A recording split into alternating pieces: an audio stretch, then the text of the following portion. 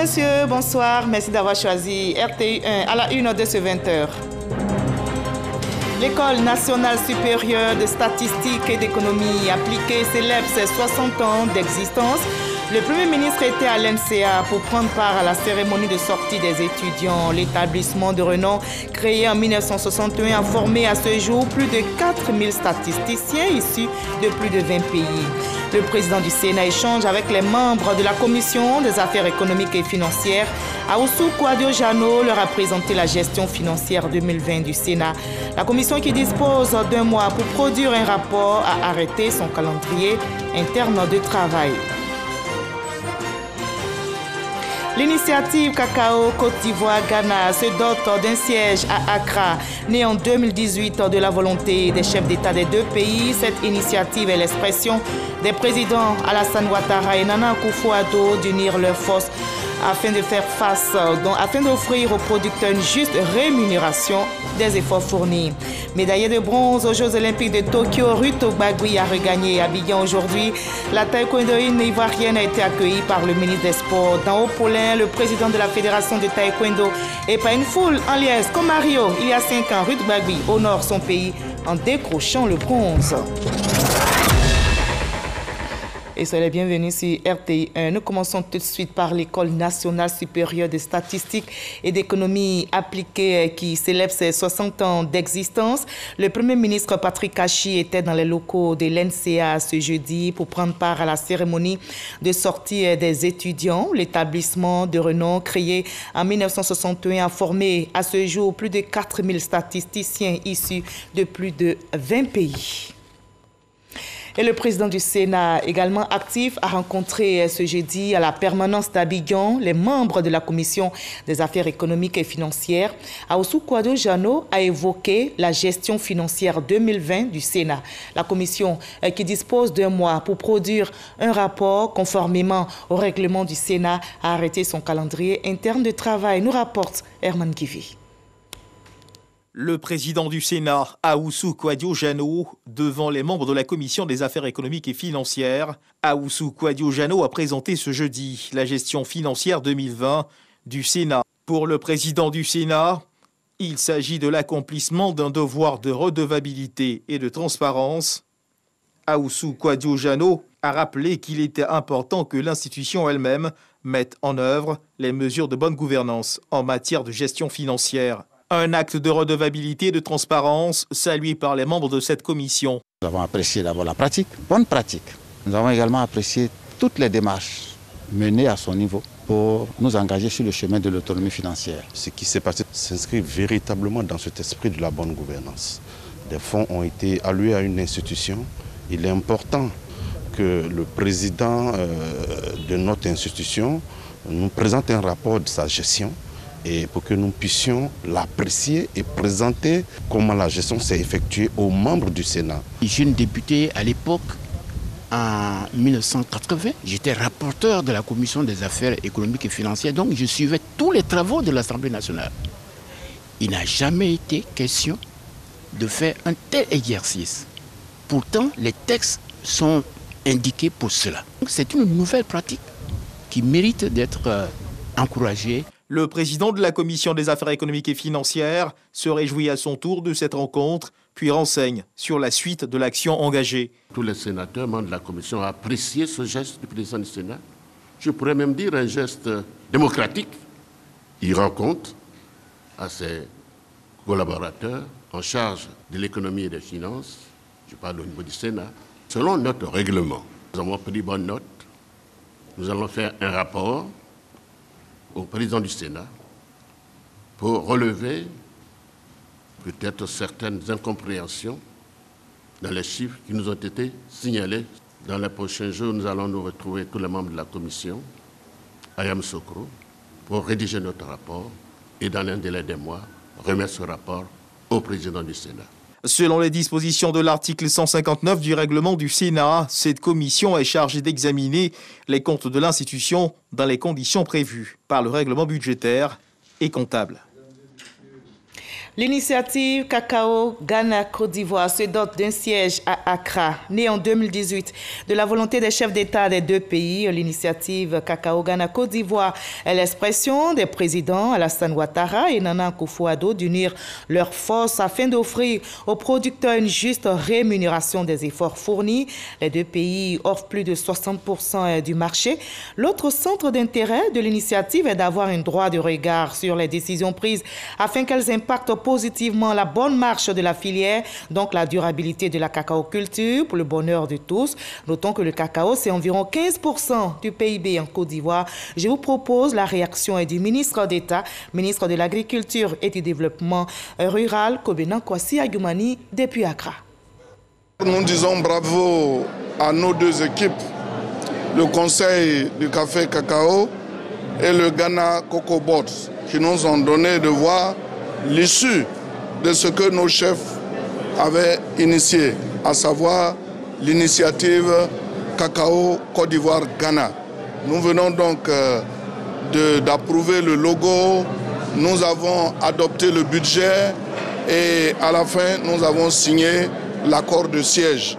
Je suis un homme comblé parce que c'est tout un processus. Aujourd'hui, plus que jamais, nous sommes engagés pour que désormais le cacao soit, comme vous l'avez dit, le fer de lance de notre économie. Voilà, propos recueillis pour vous par notre envoyé spécial à Accra au Ghana, Noël Nyagno. L'Ordre des géomètres experts de Côte d'Ivoire a 51 ans, un anniversaire qui vient sonner le début d'une nouvelle ère. Le géomètre expert se signale comme la solution pour la sécurisation foncière.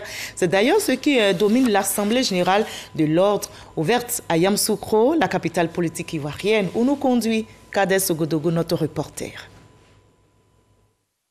Sécurisation foncière, le géomètre expert, point focal des solutions.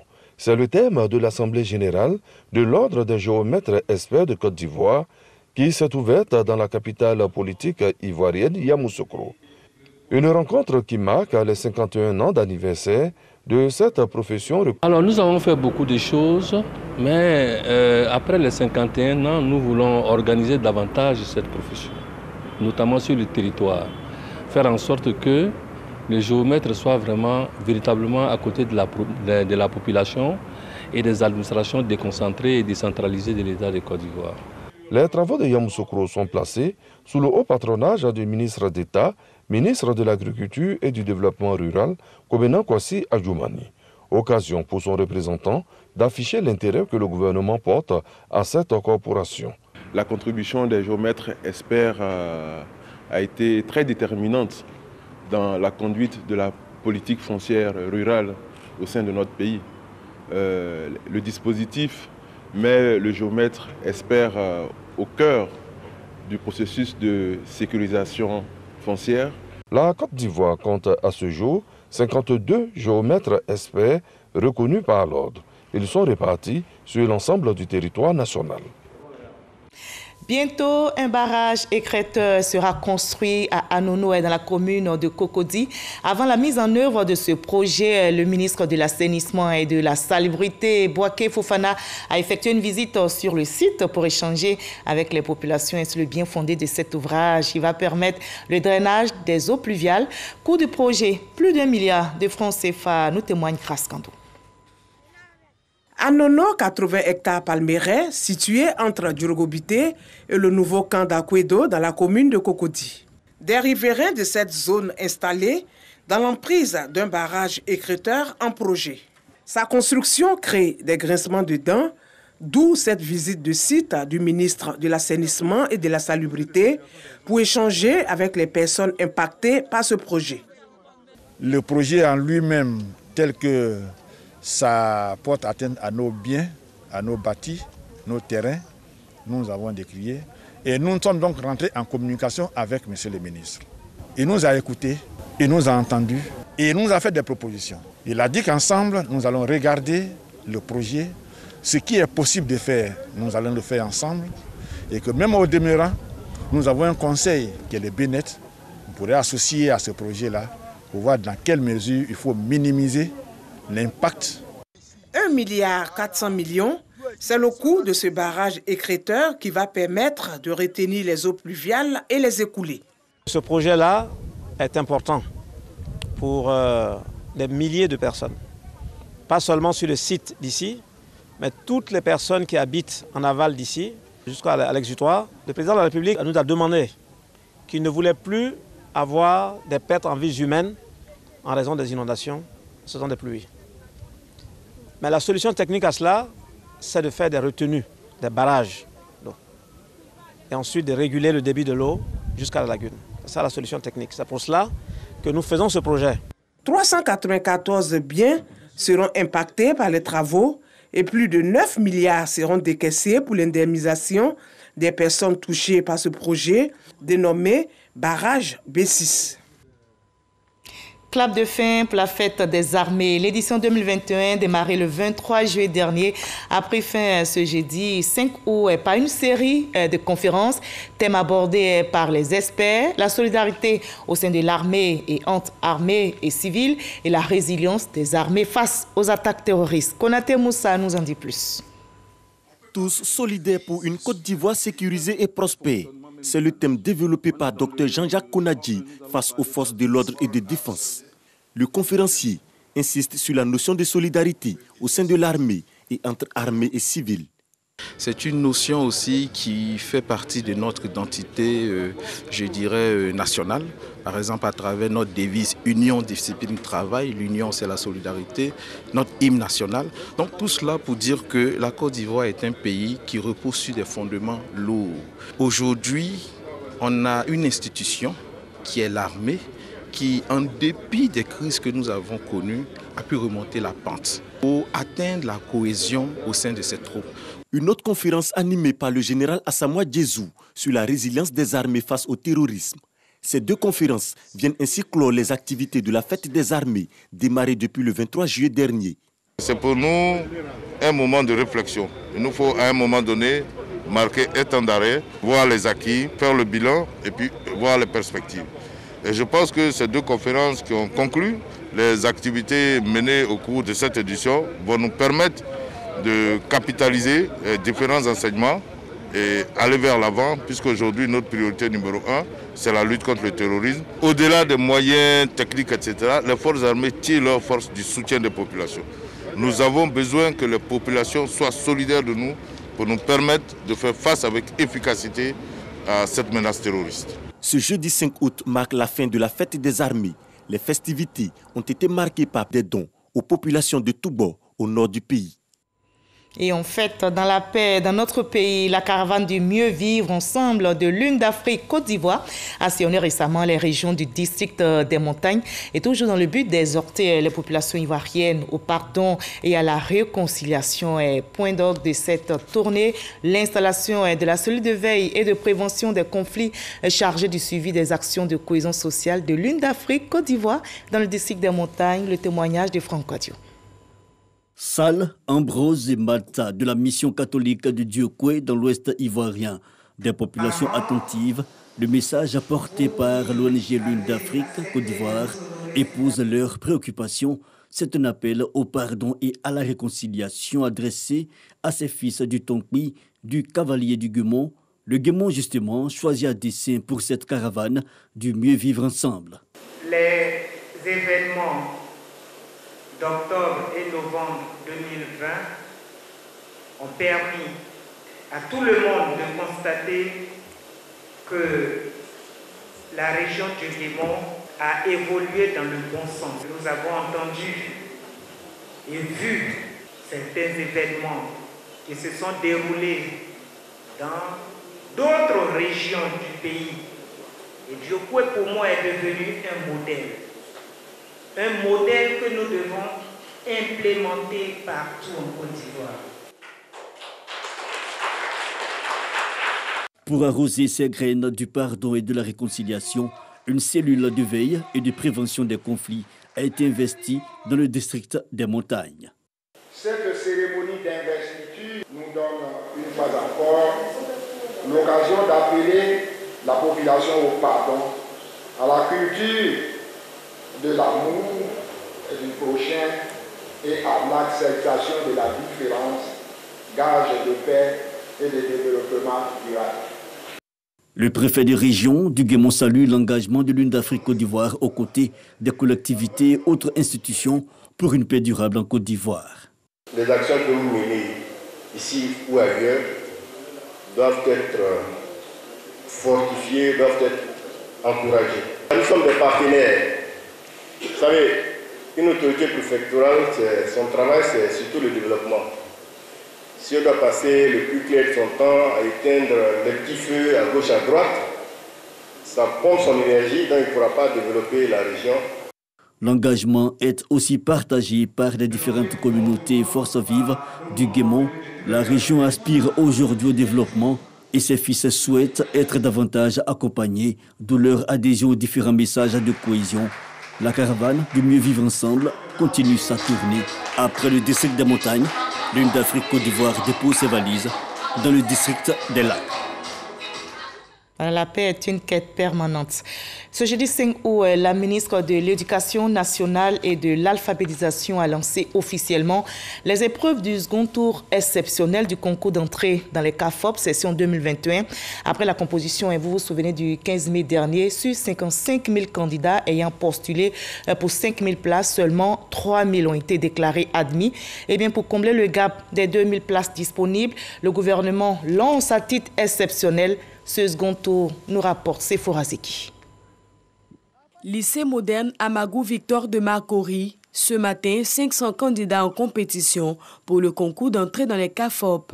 1 heure avant l'épreuve des mathématiques, nous échangeons avec certains candidats pour savoir leur motivation. Non seulement j'aime le métier, j'aime le prochain et puis j'aime l'enseignement et je me bats pour ça. Je veux rentrer dans l'enseignement parce que c'est une passion. Voilà, donner le savoir, ça me plaît. Ces candidats font partie des 55 000 ayant pris part à la session du 15 mai dernier. Après délibération du jury le 16 juillet dernier, seulement 3 000 ont été retenus. Pour atteindre le quota des 5 000 recrues par an, une nouvelle disposition s'impose. Chaque année, c'est 5 000 places. Donc, on a voulu donner la seconde chance aux 52 000 pour qui ça n'a pas marché, afin qu'ils puissent se concentrer pour donner le meilleur d'eux-mêmes. 7h20, consigne de dernière heure avant l'épreuve éliminatoire, les mathématiques. Il faut avoir une moyenne supérieure ou égale à 12. Il ne faut pas avoir une note éliminatoire qui est égale à 8. Dans la recherche de l'excellence, le gouvernement innove avec la vidéosurveillance des examens et concours. Dans cette salle multimédia, une 50aine d'ordinateurs à l'angle des écrans qui permettent au chef du centre d'avoir une visibilité sur toute l'école. Le gros problème que nous avons pour les examens et pour le concours, c'est la tricherie. Nous souhaitons évaluer les candidats à partir de leur travail, le travail qu'ils ont fourni eux-mêmes. Et donc, dans le cadre de la lutte contre la tricherie, voici un des dispositifs. Au total, 52 000 candidats prennent part à la session exceptionnelle du CAFOP 2021. Les candidats sont évalués en français, en mathématiques et en culture générale. Bonne chance à tous les candidats. Et sur le front sanitaire à présent, on reste mobilisés et soudés pour vaincre cette pandémie de Covid-19. Voyons les chiffres du jour en Côte d'Ivoire.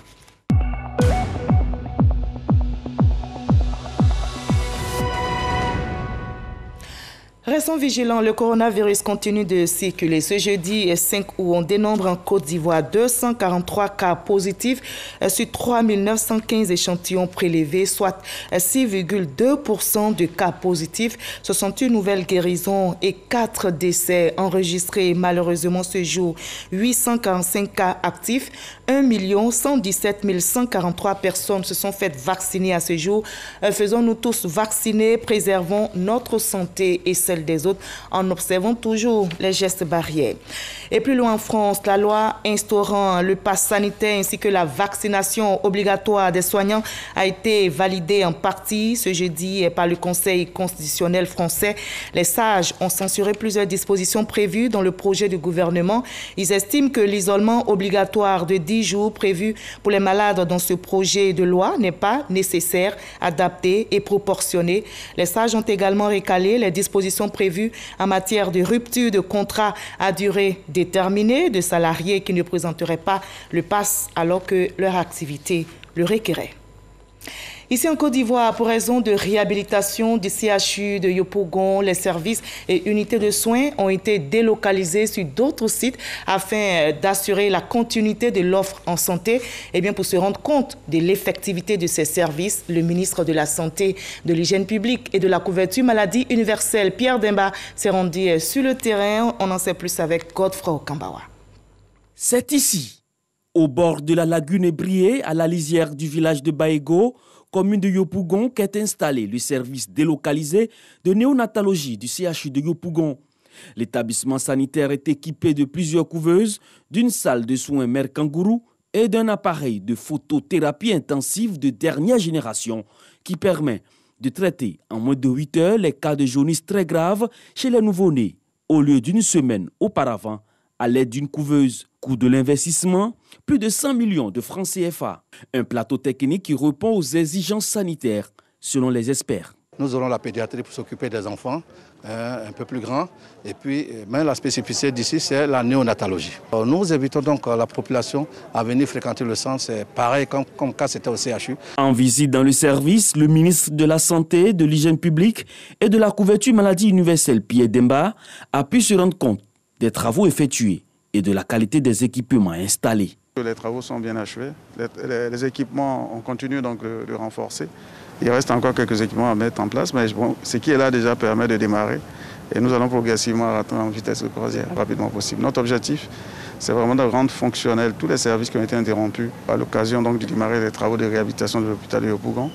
Autre décor, toujours dans la même commune, la formation sanitaire de Ouassakaha.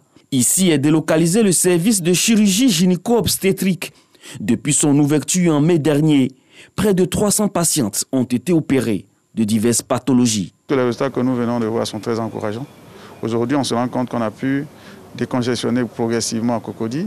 Aujourd'hui, ce centre est un centre essentiel parce qu'il fait pratiquement le même niveau de prestation concernant la gynéco-obstétrique qu'Angré et même Cocody. Donc je pense qu'aujourd'hui, les gens de Yopougon et même ceux qui viennent donc, des alentours de Yopougon peuvent vraiment se référer. La délocalisation des unités de soins du CHU de Yopougon sur d'autres sites répond à la volonté du gouvernement d'assurer la continuité de l'offre en santé, mais surtout faciliter l'accès aux soins de qualité aux populations.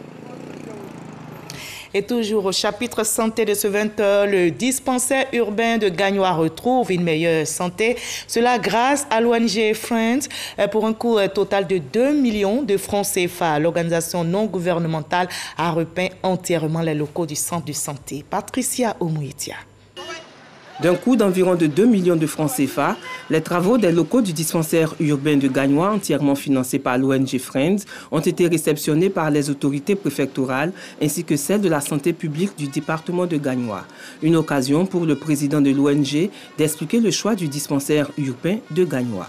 Nous avons choisi Gagnoa parce qu'à cause des collaborateurs de Friends qui étaient ici, étant un homme important, nous avons décidé après Abidjan, on vient à Gagnoa. Le directeur départemental de la santé de Gagnoa a révélé que l'action de Friends s'inscrit dans la vision du ministre de la Santé. Cette ONG s'est inscrite dans la politique d'assainissement du milieu de vie des malades et des agents de santé. Je voulais vraiment remercier et féliciter l'ONG pour cette initiative-là. Nous sommes tous heureux de voir un dispensaire humain reloqué, garantissant une pratique de santé optimale et améliorant le cadre d'accueil des malades. Pour Lasmo Esmel, sous-préfet représentant le préfet de région, ce acte va permettre d'accroître le taux de fréquentation pour les usagers. C'est un acte à encourager. Je suis très contente d'avoir mon bébé. Pour moi, je vous dis merci encore.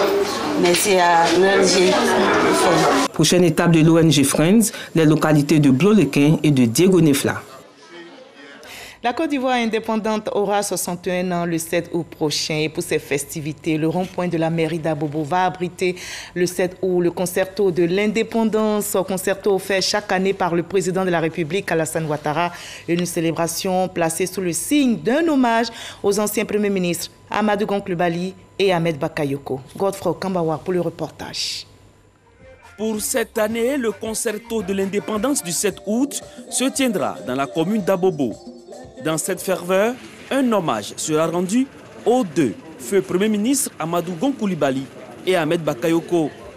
Comme chaque année, le concerto de l'indépendance est offert par le président de la République Alassane Ouattara. Au cours d'une conférence de presse, les organisateurs ont présenté le contenu de l'événement qui se tiendra au rond-point de la mairie d'Abobo. Je tiens à remercier M. le Président de la République, son Excellence M. Alassane Ouattara, qui offre ce concerto de l'indépendance en hommage à feu les premiers ministres Ahmed Bakayoko et Amadou Gon Coulibaly, à la population ivoirienne et à la population d'Abobo en particulier. Selon Mohamed Fofana, vice-président du comité d'organisation, l'événement verra la participation de plus de 50 artistes nationaux et internationaux. Les dispositions sécuritaires et sanitaires sont prises pour la tenue de l'événement, qui attend plus de 200 000 spectateurs.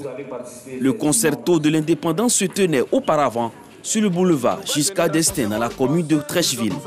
Cette année donc, c'est la commune d'Abobo qui accueille l'événement. Les populations pourront vibrer au rythme et couleurs des 61 ans de l'indépendance de la Côte d'Ivoire. Et en raison de la célébration de l'indépendance de la Côte d'Ivoire, le ministre de l'Emploi et de la Protection sociale porte à la connaissance des populations vivant en Côte d'Ivoire que le samedi 7 août 2021, jour de la fête nationale, est déclaré jour férié, chômé et payé sur toute l'étendue du territoire. Gervais Coulibaly quitte la vie politique pour la fonction publique. Cap Uni pour la démocratie et le développement, Cap UDD, créé en novembre 2011 et présidé par Gervais Coulibaly, est rendu à l'ex-président ivoirien Laurent Gbagbo. L'annonce a été faite lors d'une conférence de presse. Laure Goretti et Sidonie Davila pour le point. Gervais Coulibaly se retire de la scène politique. Il était le président du parti Cap Unir pour la démocratie et le développement, Cap UDD. Créé en 2011, le Cap UDD a été mis sur pied pour soutenir l'ex-chef d'État Laurent Gbagbo. Aujourd'hui, avec le départ de Gervais Coulibaly de la vie politique, quel sera le sort du Cap UDD? En ce qui concerne le parti, le Cap UDD, en accord avec mes camarades, je le mets à la disposition du président Laurent Gbagbo, qui, Dieu merci, est rentré. Préfet hors grade, l'ex-président du Cap UDD, Gervais Coulibaly, entend désormais se consacrer à sa profession.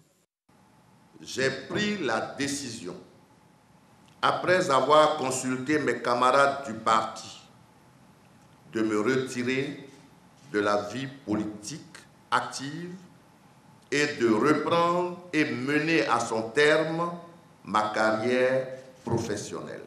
Après 10 années d'existence, le Cap UDD a permis d'obtenir différentes faveurs pour les partisans de l'ex-président ivoirien Laurent Gbagbo. On peut citer entre autres le dégel des comptes et la libération des prisonniers de la crise post-électorale.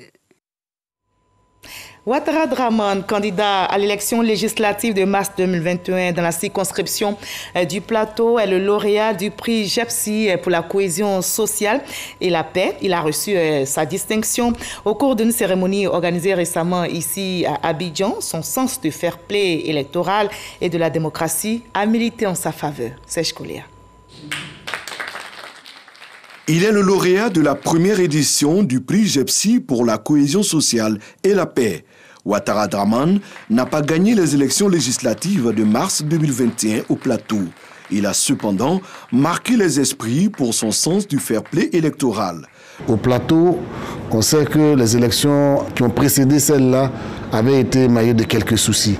Donc il était important qu'on rompe avec ce cycle-là et que cette élection soit particulièrement exemplaire. Selon le président du JEPSI, Zoré Lassane, ce prix est destiné aux hommes politiques. Ouattara Draman dévance le docteur Emou Sylvestre, candidat victorieux à Port-Boué, et Raymond Goudou-Koufi, battu dans la circonscription de Toumoudi, sous-préfecture. Son nom a fait l'unanimité, donc je pense que c'est un prix qui est mérité. Et le JEPSI essaie de jouer de façon modeste sa contribution pour le renforcement de la démocratie et la cohésion sociale.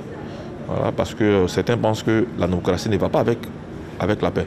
Il c'est bien le contraire. L'initiative du GEPSI est soutenue par la CEI, la Commission électorale indépendante, représentée par le vice-président Sourou Kone. Et nous partons pour Tokyo, où se déroulent les JO 2021.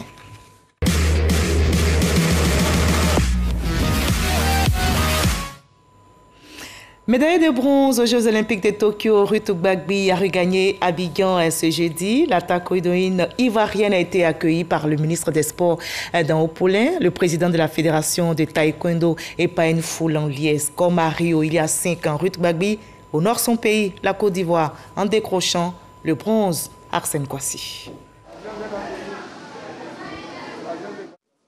Ruth Gbagbi est de retour en Côte d'Ivoire. Médaillée de bronze au taekwondo à Tokyo, aux Jeux Olympiques, l'athlète ivoirienne a foulé le sol ivoirien à 14h45. Elle a eu droit à un accueil chaleureux avec en première ligne le premier responsable du sport ivoirien. Akwaba dans ton pays. La Côte d'Ivoire, ton pays, est fier de toi. Et son Excellence, M. Alassane Ouattara, président de la République, a autorisé le gouvernement à te réserver un accueil très chaleureux. C'est aujourd'hui donc un jour de légitime fierté pour nous. Cette médaille, c'est une médaille qui vient récompenser tous vos efforts. Honneur et hommage à toi, Babi Ruth. Cette médaille, comme monsieur le ministre a dit, c'est pour récompenser tous les efforts de tous les athlètes ivoiriens qui ont représenté dignement la Côte d'Ivoire aux Jeux Olympiques de Tokyo. Et cette médaille, c'est pour la jeunesse, c'est pour la Côte d'Ivoire. Et voilà, je suis très très heureuse de rentrer à Abidjan. Ruth Gbagbi a profité de l'occasion pour communier avec le président de la Fédération ivoirienne de taekwondo, Maître Bambachek Daniel, mais aussi avec les populations venues massivement lui dire Akwaba. Voilà, bravo Ruth, bravo à tous. Merci de nous avoir suivis. On se retrouve avec le même plaisir demain à 20h. Prenez soin de vous.